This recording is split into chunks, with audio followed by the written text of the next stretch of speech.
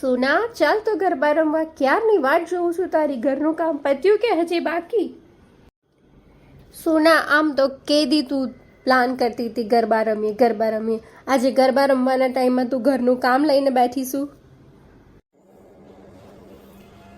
ચાલની સોના, તારા વગર મજા નહીં આવે. અલ્યા હોબળો પણ હું કહું છું એ તો હોબળો. હું ચાલની મેકઅપ કરીને તૈયાર થવાની તૈયારી જ કરું છું તે તારા ભાઈ સે ફોન કરીને મને હેરાન કરી મેલ્યા. કેમ મારા ભાઈનો વાંક કાઢો છો? શું થયું? ઈયોન માં નવરાત્રી રમવાના ટાઈમ પર તે અલગ અલગ ફરમાઈશ હું જશે તે મારા અતારમાં કે ઢોસા ખાવા છે તું ઢોસા બનાવ. તો સોના તારે પહેલા પૂછી લેવું જોઈએ ને શું ખાવું છે. મુન તને હું લાગે મેં નહીં પૂછ્યું હોય? પૂછ્યું તું તારે ખીચડી કીધી હતી અને આજ મને ઢોસાનું કેસ અત્યારે જવાન ટાઈમ.